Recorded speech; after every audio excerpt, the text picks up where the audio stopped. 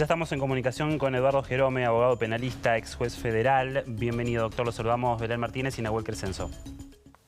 Muy buenos días para ustedes y para toda la audiencia. ¿Cómo podemos explicar esta causa y la importancia que tiene para la justicia y para nuestro país, para lo político, para lo social, teniendo en cuenta que se utilizó, o se está por comprobar que se utilizó dinero público y se lo quedaron unos pocos, ¿no? Bueno, esta causa es de una importancia, pero trascendente, no solo para los políticos, para la justicia, es una causa trascendente para todos los habitantes de este país. Porque por un lado, estamos frente al desfalco, a la escena de corrupción más grande que se conoció en la historia. Esto es que se practicó de una manera sistemática, con una administración pública que era prácticamente una pirámide, porque la pirámide con el vértice que había, que estaba la jefa de la banda, los jefes de la banda estaban arriba y donde todo estaba corrupto hasta abajo, hasta la base, porque de no haber corruptos, ya no eran ni siquiera designados en cargos trascendentes de la administración pública. ¿Por qué? Porque nadie, cuando está en un plan de robo, de sustracción, de defraudación, nadie va a designar a una persona proba, a una persona honesta, que no se va a plegar a esta sustracción y que eventualmente puede ser una persona que lo denuncie después. Claro. Que pueda resumir pruebas, que pueda juntarlas para acusar. Entonces, ¿qué pasa? Secretarios, ministros, subsecretarios, todo lo que se nombraba, que estaba todo corrompido por la sustracción, por el desfalco, por el enriquecimiento ilícito. Bueno, esto fue así durante muchos años, a tal punto que se involucró a muchísimas personas y que fue descubierto en forma casual. Esto fue, obviamente, salió a la luz con pruebas, o sea, fue descubierto con pruebas porque había indicios por todos lados, pero no había pruebas porque nadie de los que estaban involucrados quería mostrarse como, de alguna forma, publicitar lo que habían hecho porque era perfectamente autoincriminarse. Entonces, se descubre en forma casual por los, como todos sabemos, por los cuadernos que hizo minuciosamente Oscar Centeno, un chofer que fue acumulando pruebas, y que también sabemos que esto se conoció a través de un periodista de La Nación, que fue Diego Cabot, que los puso a disposición de la justicia y después los dio publicidad. Bueno, pues esta causa que se pudo comprobar, porque obviamente, perdón que hago un introito, se atacó a la validez de los cuadernos desde todo ángulo, diciendo que eso no era prueba. Bueno, no, los cuadernos fueron peritados, se descubrió que precisamente la firma de Centeno era, y la escritura permitió determinar que los cuadernos pertenecían a Centeno y permitió determinar algo más importante, que cada uno de las anotaciones que había hecho Centeno estaban comprobadas. Estaban comprobadas por los ingresos a los distintos organismos, estaban comprobadas inclusive por los pases del auto por las autopistas, por los ingresos a Olivos. O sea, se comprobó de una manera absoluta todas y cada una de las circunstancias que este hombre mencionaba en los cuadernos. Por otra parte, como lo dijo el fiscal interviniente, el doctor Carlos Stornelli, dijo: nunca vi una causa con tanta prueba reunida que pudiera justificar la acusación de los hechos. Entonces, vemos nosotros que tenemos una causa consistente, muy consistente, en la cual se llega a esa conclusión después de que los jueces de primera instancia, la Cámara, los tribunales de apelaciones más importantes, la Corte, todo determinó que debía empezar la causa, debía empezar el juicio oral, que va a durar mucho tiempo, obviamente porque están siendo juzgados una cantidad enorme de personas, hay más de 400 testigos, todo eso va a llevar un tiempo inusitado, especialmente ¿por qué? Porque lamentablemente los tiempos que le puede dedicar el tribunal a hacer este juicio no son los tiempos que la ciudadanía le gustaría que dedique, porque este sería un juicio para dedicarle todos los días durante X tiempo y terminarlo de la manera más rápida posible. Lamentablemente esto no puede ser así, fundamentalmente por una circunstancia, que es que los jueces que integran este tribunal, y que les adelanto que son jueces de carrera, jueces dignos, jueces probos, absolutamente imparciales, que no pueden ser acusados de ninguna animadversión contra alguno de los imputados, también están cubriendo juicios, están cubriendo vacantes en otros juzgados ya desde antemano. ¿Por qué? Porque hay muchas vacantes en la justicia federal, entonces no tienen todo el tiempo disponible y solamente le dedican un día a la semana durante varios meses. Después parece que a partir del año que viene se le van a dedicar 2 días a la semana, pero bueno, es muy poco para semejante causa y esto va a llevar a que el debate va a durar años, con lo cual se va a demorar bastante la terminación de la causa y mucho más las apelaciones posteriores Claro. ante la sentencia que pueda caer. Claro. A mí no me cabe duda de que en una causa, y acá me voy a adelantar un poco a los hechos, aunque no sea lo que procesalmente corresponda, pero acá estamos haciendo opinando, nosotros no somos los jueces. Entiendo por lo que hay que es muy difícil que los imputados principales puedan librarse de una condena. Porque, por ejemplo, ha sido trascendente las declaraciones de los arrepentidos. Claro. Claro.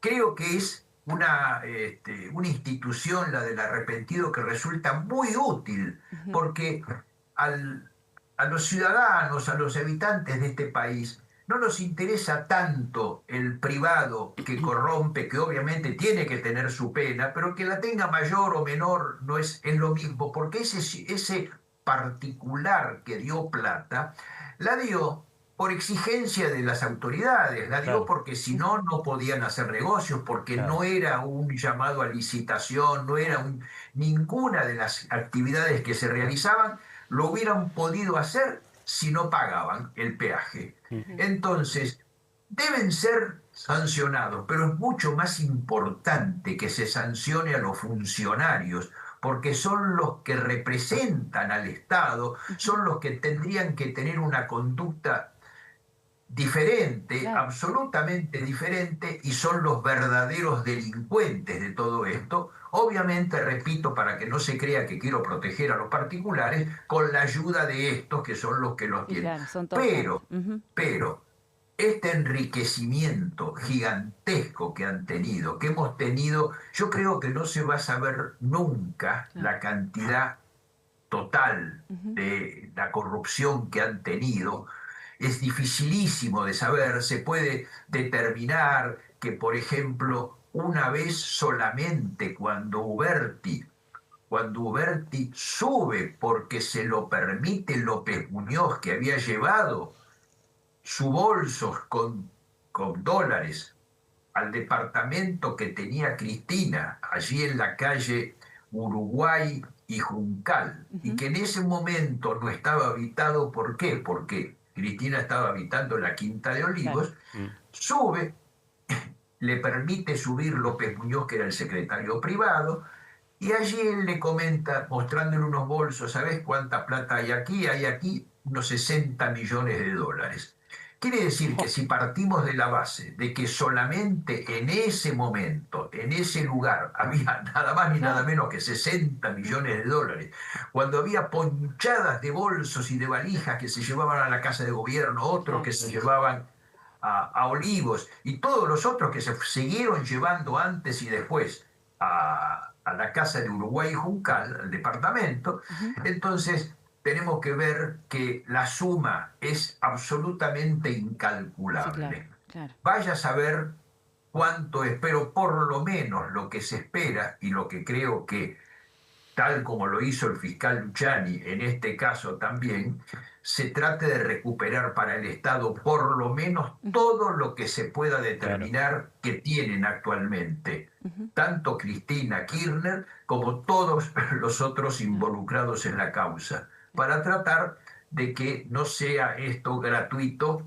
para los imputados, más allá de las penas que se le puedan dar. Ujú. Ujú. Creo que la Argentina tiene que recuperar todo eso que se robó y habrá que seguramente inspeccionar, como se ha hecho, los paraísos Ajá. fiscales, ver si se puede llegar a determinar cuánta plata hay afuera. Nos acordamos todos de ese famoso viaje de Cristina cuando paró inopinadamente En y sin Seychelles. nada que lo justificara en las Islas Seychelles, un Ujú. Sí, paraíso fiscal. Sí. sí. ¿Por qué lo hizo? Bueno, todo el mundo conjeturó en ese momento que lo Ujú. hacía por esa situación, porque tendría que haber una cuenta, tendría que hacer una firma personal de algo, etcétera. Bueno, Eduardo, estas cosas, sí, perdón. No, Cristina Kirchner podría tener una condena aún más pesada con esta causa de que la de vialidad.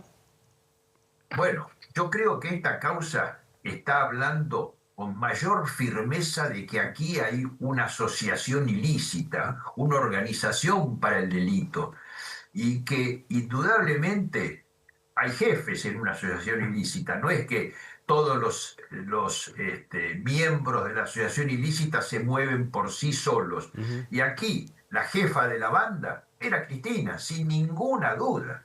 ujú. Entonces, Cristina tendría que responder, en este caso yo creo que ya va a ser con, pero sin ninguna hesitación, sin ninguna duda, como jefa de la banda, jefa de la asociación ilícita.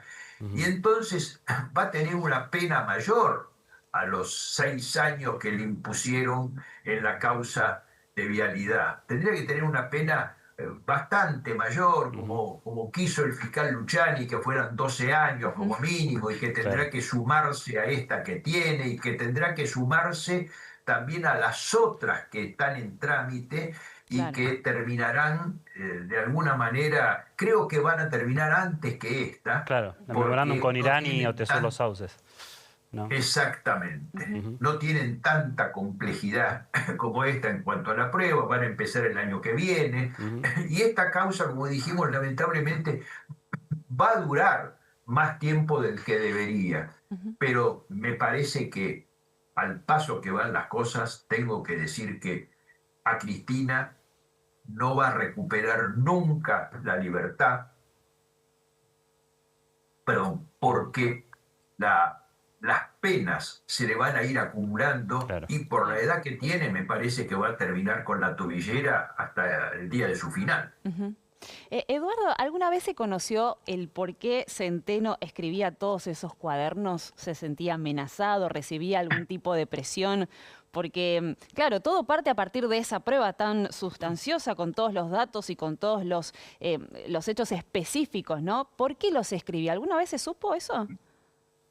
Con certeza no se supo, pero al parecer por dichos que le habría dado a Rodríguez, que era el policía que tuvo, que los recibió y que se los dio a Diego Cabot, etcétera, al parecer él lo escribía como una manera de certificar, de tranquilidad para él, Ajá, de que no lo puedan involucrar en hechos con posterioridad. No es que Mm. tenía una amenaza determinada, pero claro. sí, de alguna manera él estaba haciéndolo ante un eventual futuro. Ujú. A tal punto que cuando él tenía los cuadernos en su casa, con motivo de divergencias que tenía con su mujer, los envolvió, los escondió, y como para que no se los encuentren, se lo dio a este policía. Sí. Este policía se los dio al periodista de La Nación en una oportunidad. Muy bien estuvo Cabot en sacar fotocopia, Claro. pero autenticada de cada una de las páginas. Y cuando tuvo todo, antes de darlo a publicidad, antes de decir, o sea, depuso su intención periodística por hacerlo vía de la justicia, se lo entregó a la fiscalía. Recién después, cuando la justicia empezó a tomar intervención en esto y ya desapareció el secreto del sumario, etcétera, el periodista lo dio a publicidad. Creo que siguió un derrotero más perfecto imposible. Y entiendo que esa minuciosidad de Centeno, porque los cuadernos fueron atacados desde todo ángulo, ¿no es cierto? Claro. Pero esa minuciosidad que los hizo comprobar que cada una de las cosas que había escrito estaban comprobadas por hechos objetivos que la justicia investigó y determinó, obviamente le dieron un valor absoluto, más allá de haberse determinado que la caligrafía era la propia de Centeno, ¿no? Y lo que es este esquema de coimas, de corrupción, ¿ya había sido ensayado por los Kirchner en Santa Cruz cuando Néstor Kirchner era gobernador? Sí, al parecer, por todas las circunstancias que tenemos, por cosas que dijo en ese momento el ex vicegobernador que tuvo Kirchner y que tuvo que escaparse, irse porque realmente no quiso ser partícipe de todas las tropelías que estaban cometiendo, a tal punto que como había un fiscal de Estado en la provincia, un fiscal que estaba designado de antes y que Kirchner no le convenía porque no era una persona que iba a apañar sus delitos, lo apartaron. Claro. Lo apartaron. La Corte Suprema, este fiscal recurrió a la Corte Suprema, me acuerdo que lo hizo con el patrocinio del doctor Sapsay, una eminencia en derecho constitucional. La Corte Suprema le dio la razón, se la dio la razón 3 veces, porque Kirchner, el gobierno de Santa Cruz, no aceptó reincorporarlo. Cuando lo reincorporó fue a un cargo absolutamente ajeno a esa posibilidad de poderlo investigar. Y todo eso, ¿por qué se hizo? Se hizo evidentemente por un afán de enriquecimiento ilícito. Acordémonos los 600 millones de dólares que le correspondió por regalías petroleras a la provincia de Santa Cruz, que los depositó en el exterior diciéndolo con orgullo, etcétera, y que nunca más aparecieron y que nadie se lo reclamó nunca. Sí, es verdad. O sea, los Kirchner fueron chorros, para decirlo en un lenguaje corriente, desde que asumieron la función pública hasta que la terminaron. Conciso y claro, al menos para terminar esta charla. Gracias, Eduardo, muy amable. Gracias a ustedes. Gracias, hasta adiós, la próxima, Nahuel, Eduardo. Adiós, Belén. Gracias, Eduardo. Eduardo Jerome, abogado penalista, ex juez federal, a propósito de la causa de Cuadernos. Comenzó hoy el juicio, un juicio en este caso que al menos va a durar 4 años. Ese es el estimado. Son más de 600 los testigos que van a declarar en esta causa, y recordemos que Cristina Fernández de Kirchner es una de las principales apuntadas justamente de ser parte de una asociación ilícita. Son 84 los imputados en la causa.